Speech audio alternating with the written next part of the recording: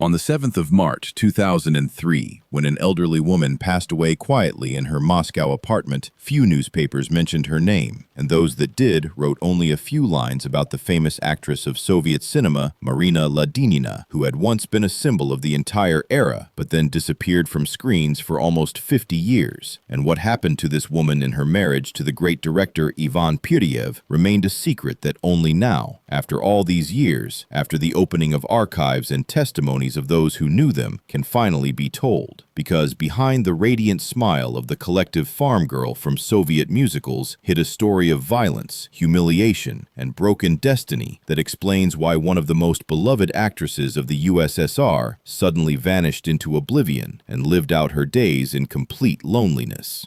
In the last months of her life, Ladynina rarely left her apartment, almost never gave interviews, and when journalists asked her about Pyryev, she would only say that she did not want to discuss this topic and asked not to disturb her. But those who managed to speak with her close acquaintances learned that the wounds inflicted by that marriage never healed, and the woman who had once conquered millions of viewers with her charm carried the pain of betrayal and humiliation until her final breath. Recently declassified documents from the Soviet film industry archives and memoirs of colleagues revealed details that were carefully hidden during the Soviet era, when Pyryev held enormous power as the head of Mosfilm and could destroy anyone's career with one word. And now it becomes clear why Ladynina agreed to remain silent for decades, why she never married again, and why her brilliant career ended so abruptly in 1954, as if someone had simply erased her from the history of Soviet cinema. Researchers who studied this story discovered that Marina Ladynina was not the only victim of Pyryev's tyrannical character, that before her there had been another woman whose fate was just as tragic, and that the pattern of behavior repeated itself with frightening precision, as if the great director simply could not exist without total control over those who loved him. But few people know that this whole tragic story began many years earlier, in the mid-1930s, when a young actress from the provinces met a man who promised to make her a star and kept his promise.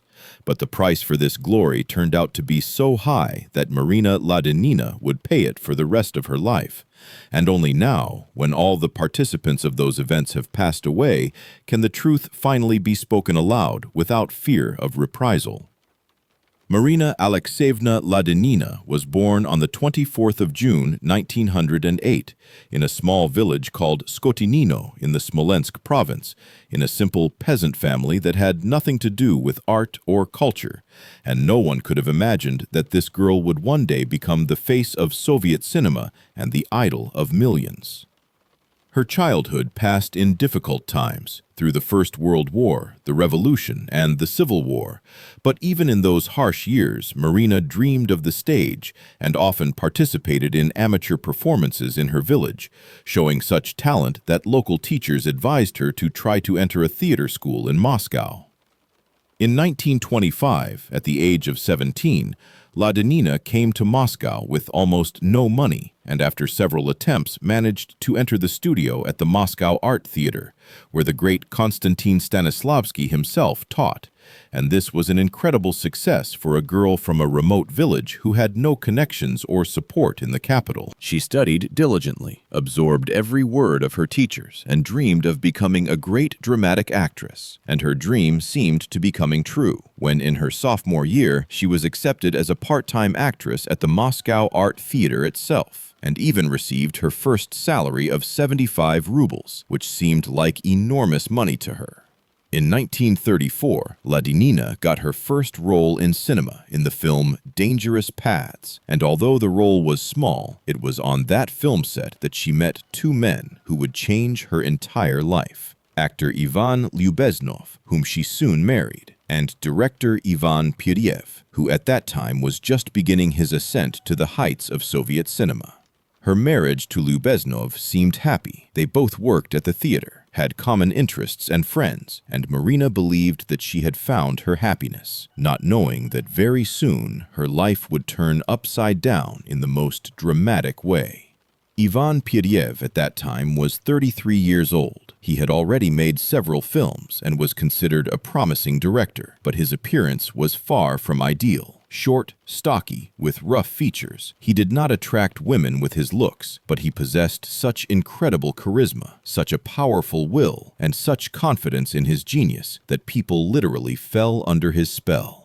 When Pyryev looked at Marina Ladynina on the set of Dangerous Paths, something happened to him that colleagues had never seen before. The always confident and domineering director suddenly became confused, could not take his eyes off the young actress, and from that moment began a pursuit that would last for several years. But what happened next changed everything and turned the life of the young actress into a nightmare from which she could not wake up for almost 20 years. In the spring of 1936, when Marina Ladynina was going through one of the most difficult periods of her life, fate brought her together with Ivan Pyryev again, and this meeting became the turning point after which there was no way back to her former life. At that time, Ladynina found herself in a desperate situation. Her previous film had been declared ideologically harmful and banned. The NKVD summoned her for interrogation and threatened to open a criminal case. Her husband and theater director had left for Rostov, and she was left alone in Moscow without work and without money. For several months, Marina worked as a cleaner and a housemaid, earning pennies, lived in a tiny room, and did not know what to do next, because in the theater world, a person who had been summoned by the NKVD was considered almost an enemy of the people, and no one wanted to have anything to do with her. And then one day, at the home of mutual friends, she met Ivan Pyryev again, who by that time had already divorced his first wife, Ada Voytsik, and was actively looking for an actress for his new film, The Rich Bride. And when he saw Marina, haggard and exhausted, but still beautiful, he immediately offered her the leading role. Pyryev did not just offer her a role. He literally, the next day after their meeting, confessed his love to her, said that he had been thinking about her all this time, that he could not forget her face, and that he wanted to make her the greatest actress in the Soviet Union. And these words sounded like salvation to Marina, who had been balancing on the edge of survival. Within a few days, Pyryev proposed to her, although they barely knew each other, and Marina, stunned by such a whirlwind of events and grateful for the salvation, agreed, not yet understanding what kind of person she was binding her life to.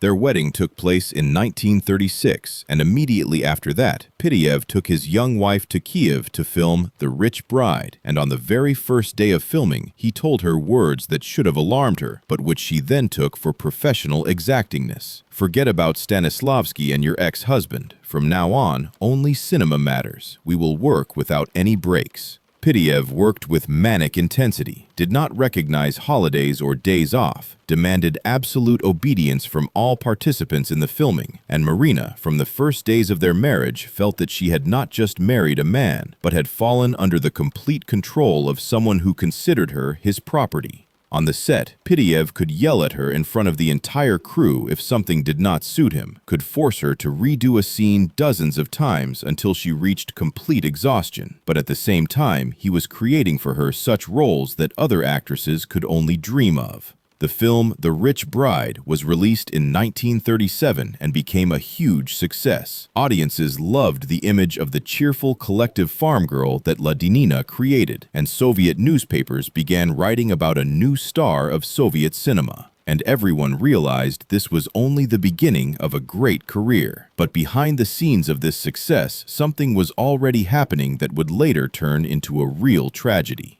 To understand why Marina Ladynina agreed to endure humiliation and violence for so many years, one must know who Ivan Alexandrovich Pyryev really was and what power he possessed in the Soviet film industry. Pyryev was born in 1901 in the small town of Kamen-na-Obi in the Altai region, in the family of a railway worker, and from childhood showed extraordinary abilities and an iron will. He came to Moscow as a very young man, entered the state film school, and already in the late 1920s began working as a director, showing not only talent but also an amazing ability to feel what the authorities wanted and to give them exactly that. Pyryev understood perfectly that in the Soviet Union, a director was not just a creative person but a political figure, and he built his career with cold calculation. never going against the party line, but at the same time managing to preserve some artistic quality in his films. By the mid-1930s, he had already become one of the leading directors of Soviet cinema, had connections in the highest echelons of power, and his opinion could decide the fate of any actor or actress. In his personal life, Pyryev was a tyrant who believed that everyone around him owed him obedience and gratitude, and his first marriage to actress Ada Voytsik clearly showed this pattern of behavior. Ada Voytsik was a beautiful and talented Moscow actress who met Pyryev in the late 1920s and fell in love with him despite his unattractive appearance, seeing in him strength, confidence, and talent. They married, and in 1931 their son Eric was born, and at first their marriage seemed happy, especially since Ada's acting career was going well and Pyryev's directorial career was also on the rise. But gradually, Ada began to notice that her husband demanded from her not just love and support, but complete submission, that he could not tolerate any objections, that he was pathologically jealous and at the same time constantly allowed himself affairs on the side. Pyryev believed that as a great director he had the right to do whatever he wanted, and his wife should silently endure everything and be grateful that he had married her at all. Ada tried to keep the family together for the sake of their son, tried to talk to her husband, but Pyryev did not even want to listen. And when in 1934 he saw Marina Ladynina, he made his choice without any hesitation. For more than 2 years he maintained a double life, could not decide to leave his family because he loved his little son, but at the same time actively courted Ladynina, and this situation tortured all three of them. And then one day there was a meeting between Pyryev and Ada that changed everything and showed what this man was capable of when he wanted to get his way. It was a cold February evening in 1937 when Ivan Pyryev came home to his wife Ada Voytsik and their 6-year-old son Eric and said that he wanted to talk seriously. They sat at the table in their Moscow apartment. The boy had already been put to bed, and Ada, looking at her husband's tense face, already understood that something irreversible was about to happen. Pyryev spoke for a long time, said that he respected Ada as a mother of his child and as a person, but that he had fallen in love with another woman and could not live without her, that this was a feeling against which he was powerless, and that he had decided to file for divorce. Ada listened to him and felt her world collapsing because she had given this man 8 years of her life, had borne him a son, had supported him in the most difficult moments of his career, and now he was simply telling her that he was leaving for a younger and more beautiful woman. She asked him, "What about our son? What about our family? What about everything we built together?" And Pyryev replied coldly that he would not abandon his son, would help financially, but that his personal life was his business. Ada began to cry, begged him to think, said that Marina Ladynina was just a girl who had turned his head, that this passion would pass and he would regret it. But Pyryev stood up and said that he had already made his decision and there was no point in continuing this conversation. Then Ada said something that turned out to be prophetic. "She will suffer from you just as I suffered. You will make her life hell, and then you will leave her just as you are leaving me now, because you do not know how to love. You only know how to possess." Pyryev looked at her with contempt and left, and Ada Voytsik that night made an attempt to take her own life, unable to bear the pain of betrayal. They managed to save her, but the psychological wound remained for life. Ada never married again,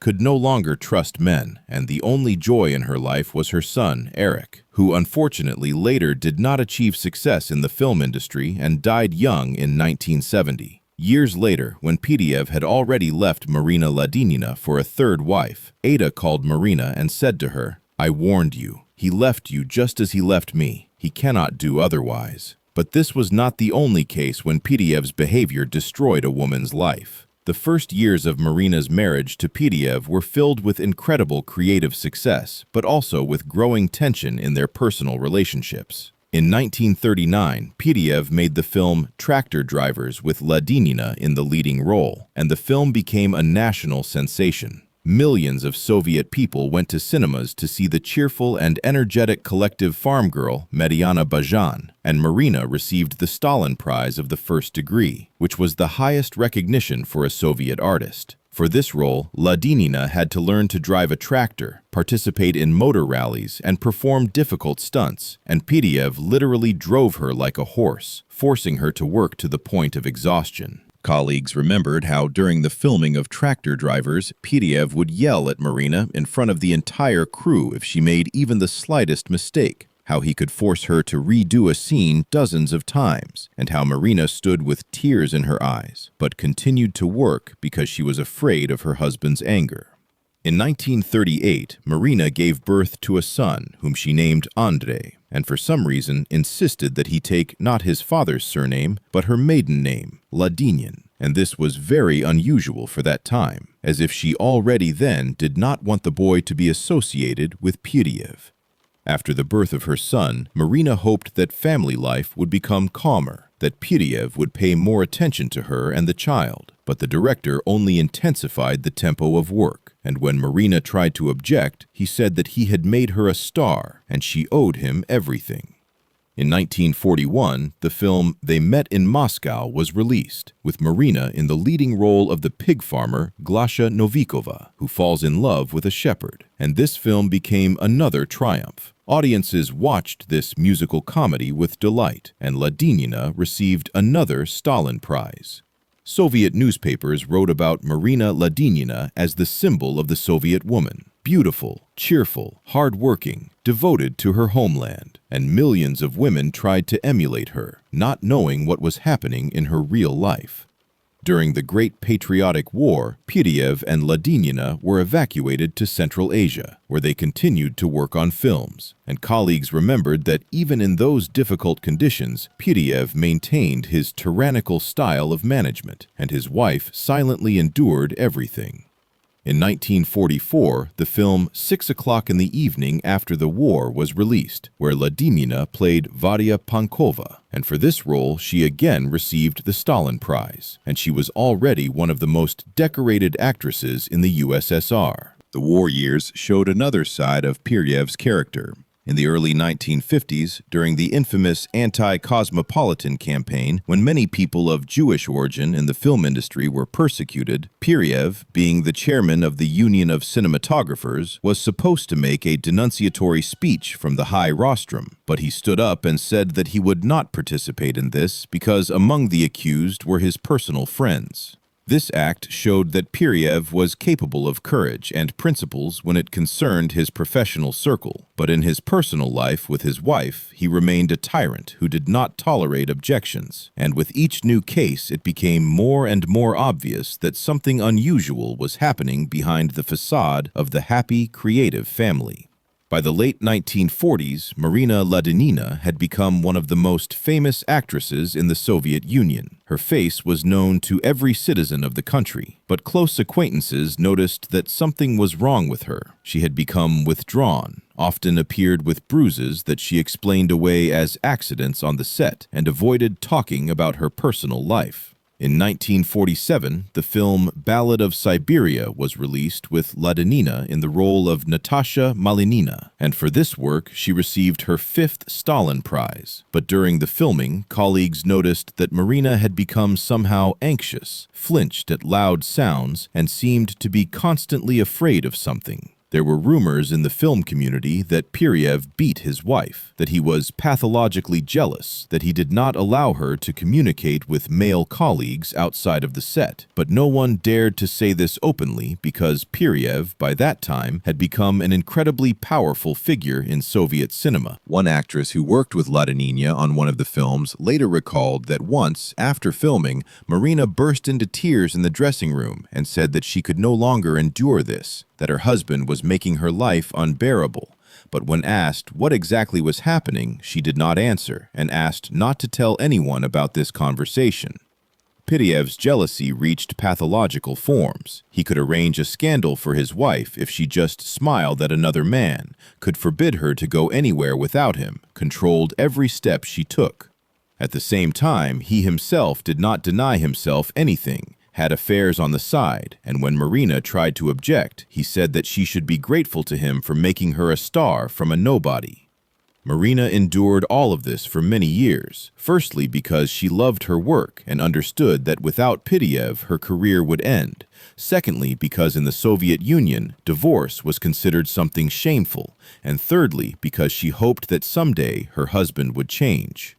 In 1949, the film Cossacks of the Kuban was released, which became Pyryev's most famous work, and in which Ladynina played one of the main roles. And this film was supposed to become the apotheosis of their creative union, but in fact, it was already the beginning of the end. In 1950, Marina Ladynina received the title of People's Artist of the USSR, which was the highest recognition for a Soviet artist, and it seemed that her career had reached its peak, but in reality, her personal life had turned into a continuous nightmare. And just when it seemed that the truth would never be known, something happened that revealed everything and showed what price Marina Ladynina paid for her fame. What you are about to hear explains everything that happened then and is happening now with the legacy of Marina Ladynina, why she disappeared from the screens, and why for almost 50 years she did not want to talk about her marriage with Pyryev. This was kept secret for more than 4 decades, and only recently, when archives were opened and people who knew Ladynina personally began to speak, did the truth begin to emerge. In the early 1950s, when Pyryev's career was at its peak and he virtually ruled Soviet cinema, his behavior toward his wife became so unbearable that Marina was on the verge of a nervous breakdown. According to the recollections of people who knew them, Pyryev beat his wife, humiliated her morally, constantly reminded her that without him she was nothing, and forbade her to communicate with anyone without his permission. Marina, by that time, was 43 years old. She was still beautiful and talented, but years of living with a tyrant had broken her spirit, and she was afraid of her husband as one fears a mortal danger. And then one day in 1953, on the set of a new film, Pyryev met a young actress, Lyudmila Marchenko, who was only 26 years old, and everything that had happened with Ada Voytsik and with Marina Ladynina began to repeat itself with frightening precision. Pyryev fell in love with the young actress, began to pay attention to her, and Marina immediately understood what this meant, because she herself had once been in Marchenko's place and knew how this story would end. For almost a year, Pyryev maintained a double life, and this time was perhaps the most terrible in Marina's life. She understood that she was losing her husband, that her career was coming to an end, that all those years of humiliation and pain were for nothing. In 1954, Pyryev cast Ladynina in his film Proof of Loyalty, and this role turned out to be her last in cinema. The director created a scandal, convinced the party leadership that only Ladynina could play the role of Olga Kalmykova, but immediately after filming, he announced to Marina that he was divorcing her. What they discovered exceeded all expectations. It turned out that Pyryev had prepared everything in advance, had already made an agreement with Marchenko, and the role in Proof of Loyalty was his farewell gift to his wife, after which he simply erased her from his life. And you know what? This explains what is happening right now with the attitude toward the legacy of Marina Ladynina, and why her contribution to Soviet cinema was underestimated for many decades. The divorce of Marina Ladynina and Ivan Pyryev in 1954 became a sensation in the film community, although the official press wrote nothing about it, because in the USSR, the personal lives of celebrities were carefully hidden from the public. Marina was 46 years old at the time, and by Soviet standards, this was already the age when a woman was considered to have lived her life, and finding a new job after such a high-profile divorce was almost impossible. Pyryev used all his power and connections to ensure that Marina Ladynina was never invited to act in films again. He personally called directors and forbade them to work with her, threatened that he would block the release of their films, and those who tried to object quickly realized that fighting against Pyryev meant ending their career. For Ladynina, this was a terrible blow. Overnight, she went from being one of the most famous actresses in the USSR to being a person whom everyone avoided as if she were contagious. Marina tried to find work in the theater. For some time, she worked at the Studio Theater of Film Actors, toured around the country giving concerts in small towns and villages, but this was already a completely different level, a completely different life.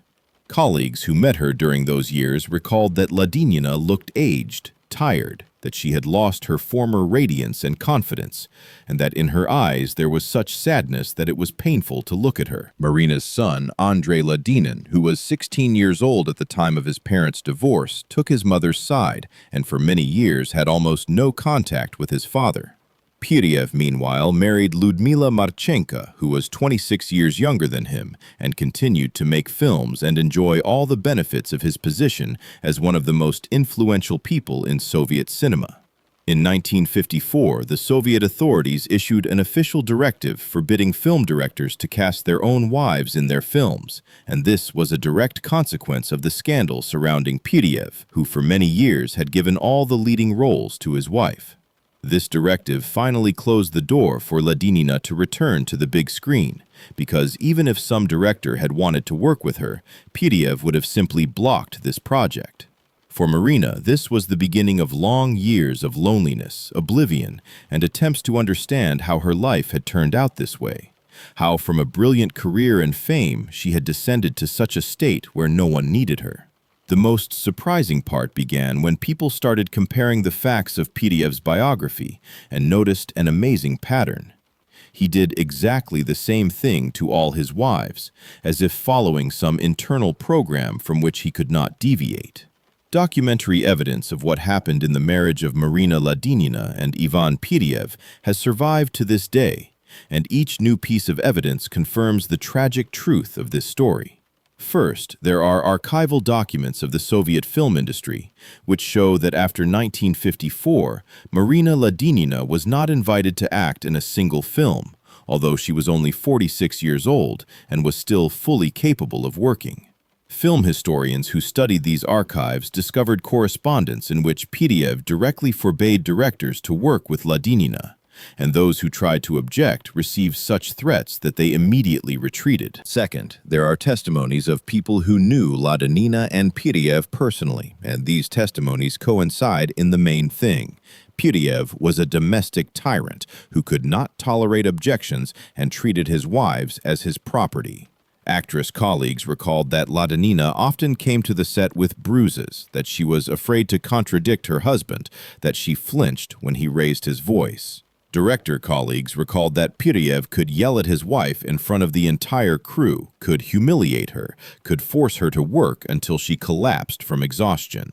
Third, there are physical traces, photographs of Marina Ladynina from different years, where you can see how she changed during her marriage to Pyryev.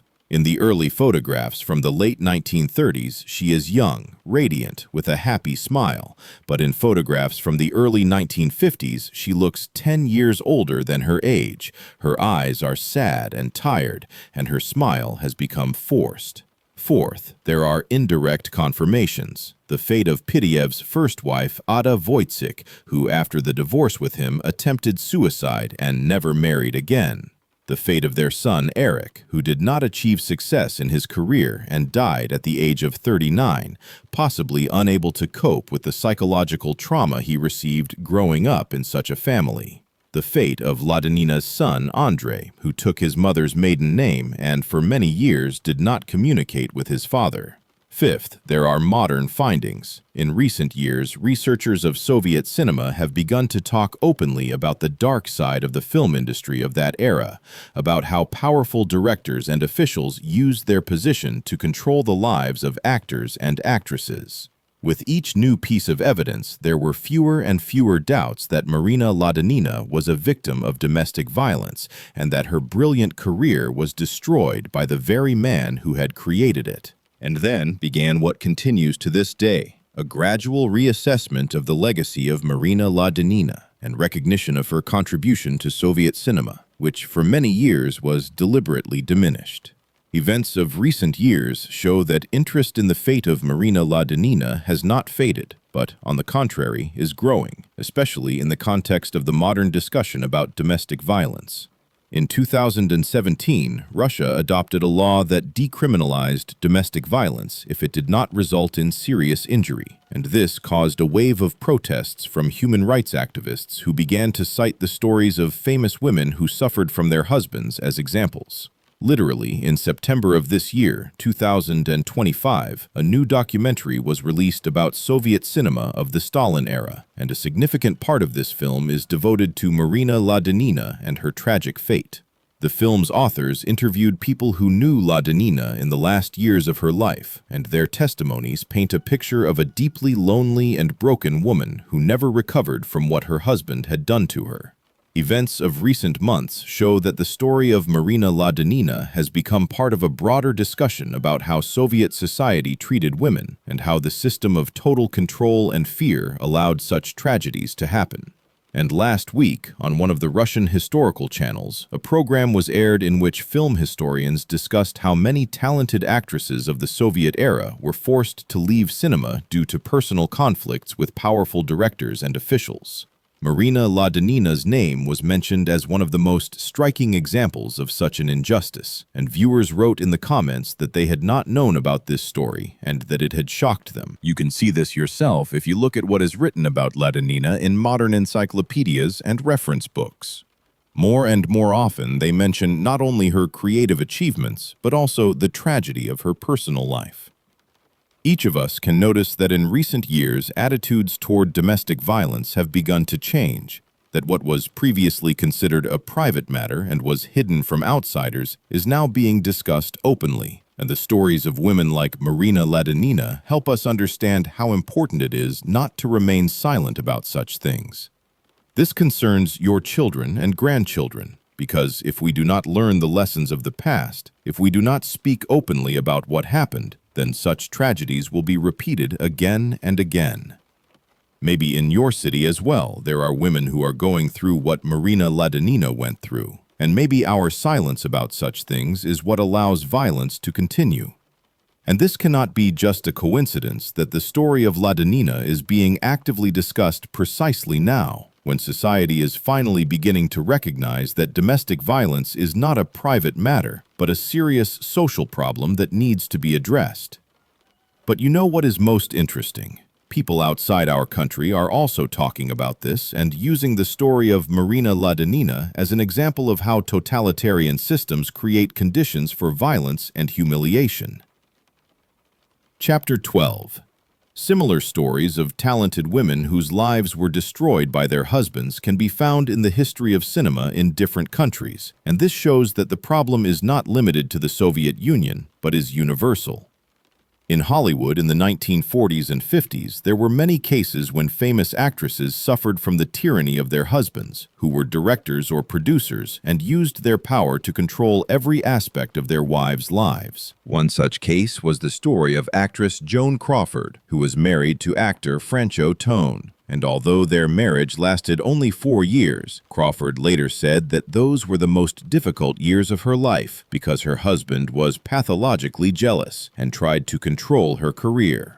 Another case in a completely different time. In India in the 1960s, a famous actress named Meena Kumari was married to director Kamal Amrohi, and their marriage also turned out to be a tragedy. The actress suffered from domestic violence and alcoholism and died at the age of only 39. Historical precedent can be found even earlier. In the 1920s, in Soviet Russia, there was a famous case of actress Valentina Serova, who was married to a famous aviator and then to a writer, and both marriages were marked by violence and humiliation.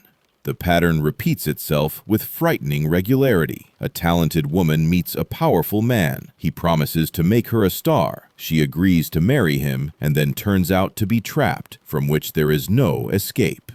Other researchers who studied the phenomenon of domestic violence in creative families came to the conclusion that creative people are not less inclined to violence than others, and perhaps even more so, because the creative environment often encourages the idea that genius gives the right to any behavior. What conclusions they reached coincide in the main thing. Women in such situations need support from society, need the opportunity to leave such relationships without losing their career and social status, and need laws that would protect them from violence. Is it really not a local phenomenon, but part of something bigger, a systemic problem of unequal power relations between men and women, which is especially acute when one of the partners has power and influence, and the other depends on him? And then the question arises, what does this mean for us? How should we relate to such stories? And what can we do to prevent such tragedies from happening again?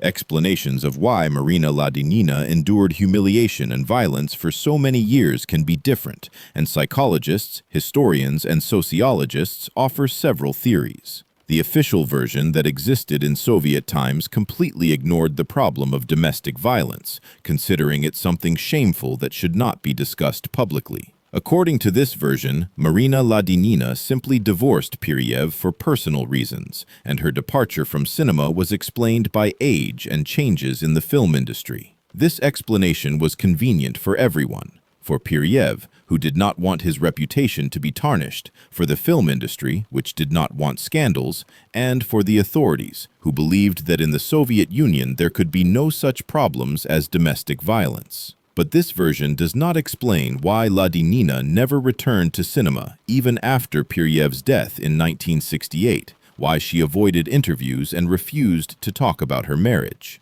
An alternative point of view, which has been expressed by researchers in recent years, is that Marina Ladynina was a victim of a typical pattern of behavior that psychologists call an abusive relationship. In such relationships, one partner, usually a man, gradually establishes total control over the other partner using various methods: physical violence, emotional manipulation, isolation from friends and family, economic dependence. The victim of such relationships often cannot leave them even when she understands that this is destroying her, because she is afraid of the consequences, does not believe in her own strength, and sometimes even blames herself for what is happening. Unofficial researchers of the Soviet era point out that in the USSR, the system of total control and fear created ideal conditions for domestic violence. There were no shelters for victims of violence, no psychological support services, no possibility of publicly discussing such problems.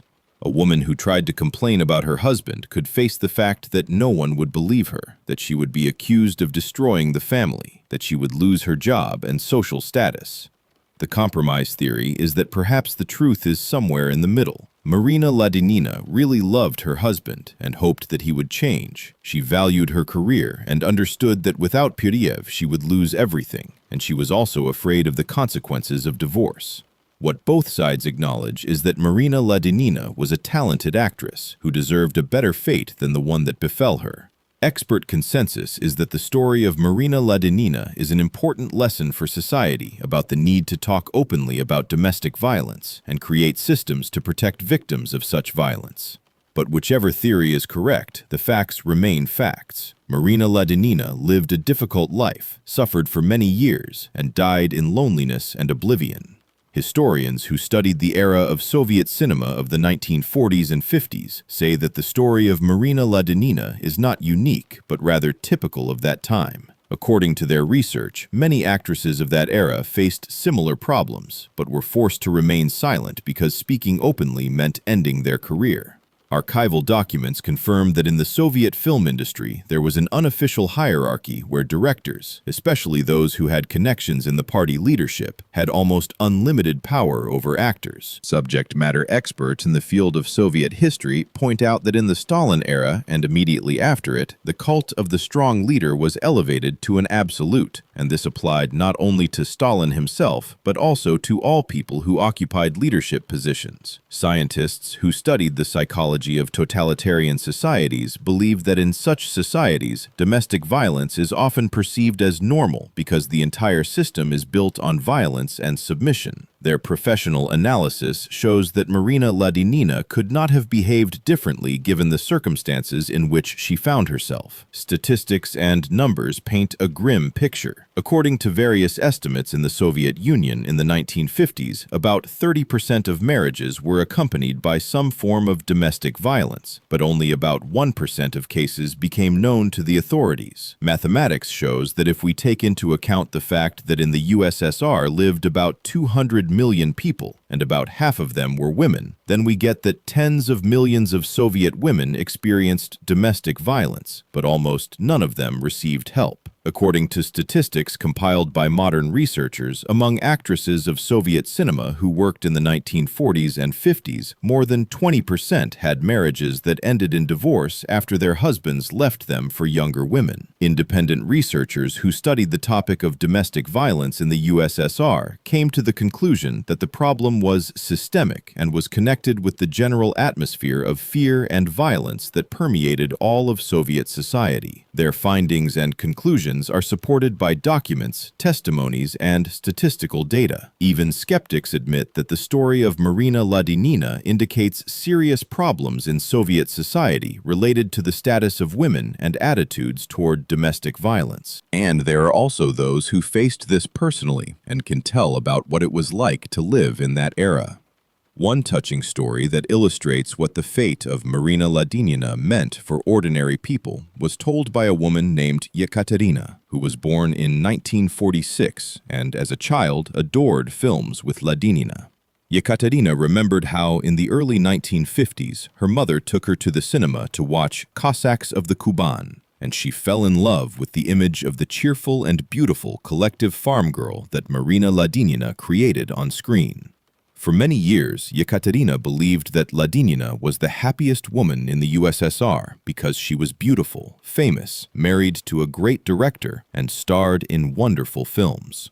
Only in the 1990s, when Ekaterina herself was already an elderly woman, she learned the truth about what was hidden behind the radiant smile of her childhood idol. Ekaterina said that this discovery shocked her and made her rethink many things in her own life, because she too had endured violence from her husband for many years, but had considered it normal because that is what everyone did. A more difficult situation was that of a woman named Lyudmila, who worked as a costume designer on one of Pyryev's films in the early 1950s and saw with her own eyes how he treated his wife.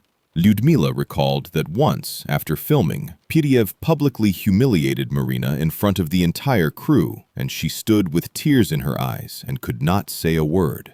Lyudmila wanted to approach Marina to support her, but she was afraid that Pyryev would find out about this and would ban her from working in cinema. This memory haunted Lyudmila for the rest of her life, and she regretted that she had not found the courage to help Marina then. An inspiring story is that of an elderly woman named Nina, who met Marina Ladynina in the 1980s when both were already in their 70s. Nina worked as a librarian, and once Marina came to the library to find some book. They talked, and Nina was struck by how wise and kind this woman was, despite everything she had been through. Marina told Nina that the main lesson she learned from her life was that one should never allow anyone to control oneself, that freedom and dignity are more important than any career or fame. These words made a strong impression on Nina, and she often repeated them to her granddaughters, saying that this was the most important thing that a woman should know. And each of them says that this story changed their view of what real strength and dignity are. But this story also has a deeper meaning that goes beyond the personal tragedy of one woman. On the surface level, the story of Marina Ladynina is a story about a talented actress who had a difficult personal life, about how fame and success do not guarantee happiness, and about how sometimes the price for a career turns out to be too high. But if you look deeper, this story is about much more, about how society treats women, about how power corrupts people, about how silence and fear allow violence to continue. On a symbolic level, the fate of Marina Ladynina says something important about us as humans, about our ability to endure suffering, about our hope that someday everything will change for the better, about our fear of losing what we have, even if it brings us pain. This is also a story about how we create images of ideal lives and ideal people, not knowing what is hidden behind the facade, and about how these images can be cruel to those who are forced to maintain them. On a historical level, this is a lesson about what happens when a society is built on violence and fear, when there are no mechanisms to protect the weak from the strong, when speaking the truth is dangerous and can destroy your life. Lessons of history that we must remember are that totalitarian systems create conditions for violence at all levels, from the state to the family, and that such systems can only be changed if people find the courage to speak openly about what is happening. What we must remember is that silence about violence makes us accomplices of this violence, and that each of us bears responsibility for what happens in our society. Mistakes that must not be repeated are the attitude that domestic violence is a private matter, that women should endure everything for the sake of preserving the family, that fame and power give the right to any behavior. On a personal level, this story tells us about the importance of being able to say no, about the importance of valuing one's own dignity above any external benefits, about the importance of supporting those who find themselves in difficult situations. What this means for each person is that we must be vigilant, notice when someone near us is suffering, and not be afraid to offer help, even if it seems that this is none of our business. How to apply it to one's own life. Learn to recognize signs of an abusive relationship. Do not be afraid to seek help if you yourself are in such a relationship. Support those who decide to leave such relationships. Wisdom for grandchildren is that true strength is not in the ability to control others, but in the ability to respect their freedom and dignity, and that love that is accompanied by fear and pain is not love, but violence. Perhaps this story is not just a set of facts. Perhaps it is trying to teach us something important about memory, about truth, about who we are. And the world did not remain indifferent to the fate of Marina Ladynina. Literally yesterday, on the 29th of November 2025, on one of the Russian cultural channels, a program was aired dedicated to the anniversary of the birth of Marina Ladynina. And viewers wrote that they had not known about the tragic side of her life, and that this information made them reconsider their attitude towards Soviet cinema. This morning, in the news on several internet portals, articles appeared about how the fate of Marina Ladynina has become a symbol of the discussion about domestic violence in Russia, and these articles are being actively discussed on social networks. This week, several Russian publications published materials about how in the 1950s and 60s, many talented Soviet actresses were forced to leave cinema due to conflicts with influential directors and officials. Specific facts that viewers can verify are publicly available on the internet. You can find archival photographs of Marina Ladynina, watch films with her participation, read interviews that she gave in rare cases. What is happening with the topic now is that more and more researchers, journalists, and ordinary people are becoming interested in the fate of Marina Ladynina and are trying to restore historical justice. Whether it continues is a question that has a positive answer. Every year, new materials appear, new testimonies, new assessments of her contribution to Soviet cinema. New research is underway. Historians are studying archives, searching for documents, interviewing people who knew Ladynina.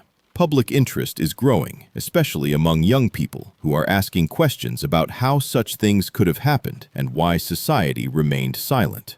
What people say is that the story of Marina Ladynina makes them think about their own relationships, about how important it is to be attentive to what is happening with loved ones. Discussions and debates continue on the internet, on television, in academic circles about how to properly assess the legacy of those directors and actors who were involved in such stories. More and more people are interested in this, especially women who have themselves experienced domestic violence and who see in the fate of Marina Ladynina a reflection of their own experience. International response has been ambiguous. In the West, the story of Marina Ladynina is cited as an example of how totalitarian systems create conditions for violence. In Russia, it has become part of a broader discussion about the need to change attitudes toward domestic violence. How people abroad react depends on their political views. Some see this as confirmation that the Soviet system was flawed. Others say that such problems exist in all countries. World media about it writes sporadically, mainly in the context of discussions about domestic violence and women's rights. Foreign researchers are studying the story of Marina Ladynina as part of broader research on the status of women in totalitarian societies. And now everyone wants to know, what will happen next? What are the consequences of all this? For Russia, the story of Marina Ladynina has become part of a difficult process of rethinking the Soviet past and recognizing that, along with achievements, there were also tragedies that cannot be ignored. How this affected the country can be seen in the fact that discussions about domestic violence have become more open, that laws have begun to change, albeit slowly and with difficulty. What changed in society is that younger people are beginning to understand that silence about violence is unacceptable, that traditions that justify such violence must be changed. Russia has gone through this and continues to go through a difficult path of recognizing its problems and searching for solutions. For people, this story means that we must be more attentive to each other, must learn to notice when someone near us is suffering, and must not be afraid to offer help. How this affects ordinary people can be seen in the fact that more women began to seek help in situations of domestic violence. More people began to talk openly about such problems. Changes in society's consciousness are slow but noticeable. What was previously considered a private matter is beginning to be recognized as a social problem requiring a public solution. What we understood about ourselves is that we are capable of great cruelty, but also great compassion, and that the choice between these two is always ours. For history, this means a reassessment of many facts and events that were previously considered unambiguous. How textbooks are being rewritten can be seen in the fact that new editions of books on the history of Soviet cinema are beginning to mention not only the creative achievements of Ladynina and Pyryev, but also the dark side of their relationship.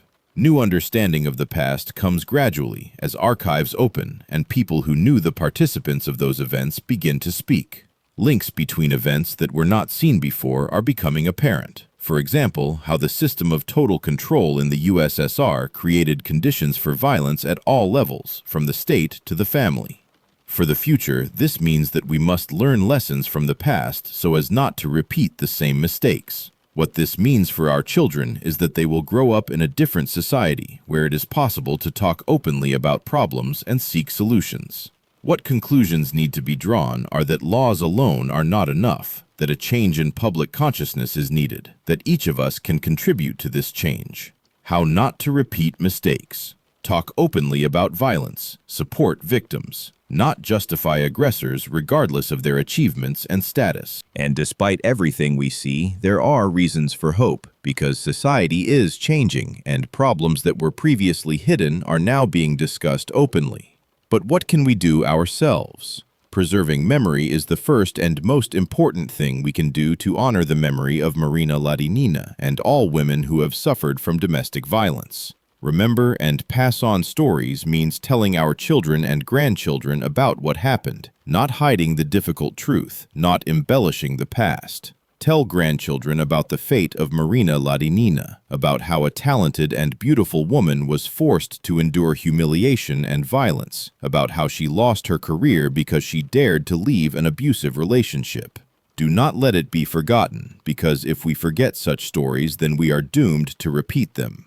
Search for truth means not being satisfied with official versions, asking uncomfortable questions, seeking documents and testimonies. Be interested in history, not only of great achievements, but also of human tragedies, because they too are part of our history. Do not blindly believe the official version, especially when it concerns the Soviet era, when much was hidden and distorted. Ask questions why such things happened, why society remained silent, what we can do to prevent this from happening again. Personal position means how we each individually relate to such stories and what conclusions we draw for ourselves. How to relate to the past with understanding and compassion, but also with honesty and willingness to recognize mistakes. Lessons for oneself that we can learn from the story of Marina Ladynina are that one should never allow anyone to humiliate oneself, that dignity and freedom are more valuable than any career or material benefits, that asking for help is not weakness but courage. Application in life means that if you see that someone near you is suffering from violence, you should not remain indifferent. You should offer help, support, tell them that they are not alone. Public action includes supporting researchers who study such topics, supporting organizations that help victims of domestic violence, participating in discussions on social networks and in real life. Support researchers who are trying to restore historical truth, who are looking for documents and testimonies, who are writing books and articles about this. Preserve places of memory, such as the grave of Marina Ladynina at Vagankovo Cemetery in Moscow, where sometimes people still come to lay flowers and remember this remarkable woman. Discuss with others the problems of domestic violence. Talk openly about what was previously silent about. Share information and knowledge. Passing on wisdom to the next generation is perhaps the most important thing we can do. What to tell the young is that love should never be accompanied by fear, that no achievements or status give the right to humiliate another person, that asking for help is not shameful but necessary. What values to pass on? Respect for human dignity, intolerance of violence in any form, willingness to support those who find themselves in difficult situations. Connection of generations means that we who know this story must pass it on to those who will come after us so that they can learn from our mistakes and not repeat them. Each of us is a keeper of memory, and if we remember the truth, will never disappear. And the mystery still remains of why it took so many decades for this truth to come to light. We started with what happened on the 7th of March 2003 when Marina Ladynina passed away in her Moscow apartment, almost forgotten by everyone. And now we know the whole story, and it turned out to be a story about courage, suffering, and the price that a woman paid for her fame. Short summary of the path shows that Marina Ladynina went from being a simple village girl to becoming one of the most famous actresses in the Soviet Union, then lost everything because she dared to leave an abusive relationship and spent the last 50 years of her life in oblivion and loneliness. Main revelations include the fact that behind the radiant smile of the collective farm girl from Soviet musicals hid years of domestic violence, that Ivan Pyryev was a tyrant who destroyed the lives of his wives, and that the Soviet system created ideal conditions for such tragedies. Unexpected twists were that even after Pyryev's death in 1968, Marina Ladynina never returned to cinema, that she lived in complete isolation, and that only after her death did people begin to talk openly about what she had endured. What remains a mystery is why Marina Ladynina never wrote memoirs, never gave detailed interviews about her life with Pyryev, never tried to restore her reputation and return to cinema. But some documents are still classified in Russian archives, documents that could shed light on many aspects of this story that remain unclear. There are witnesses who do not dare to speak even now, decades after the events, perhaps because they fear that the truth will destroy the image of Ivan Pyryev as one of the great directors of Soviet cinema. Hint at hidden knowledge remains. Perhaps there are letters, diaries, documents that Marina Ladynina left behind but which have not yet been made public. History teaches us that the truth always finds a way, maybe not immediately, maybe after years, but it comes to light. We cannot change the past, but we can remember and learn from it. These people, both Marina Ladynina, who found the courage to leave an abusive relationship, and those who are now speaking openly about what happened, show us what the human spirit is capable of, and that inspires. Perhaps some secrets must remain secrets, or perhaps the time has not yet come for all the truth to be revealed. And if this story says anything, it is that we always have a future, a bright future, in which such tragedies will no longer happen because society will have learned to recognize violence, to stop it, and to support victims. And recently, information appeared about another Soviet actress, Lyubov Orlova, who also had a complex relationship with her husband, director Grigory Alexandrov, about the fact that behind the facade of the happy creative couple were also hidden secrets that have only recently begun to be discussed openly. But that is already a completely different story. Truth is waiting for its hour, and that hour will come.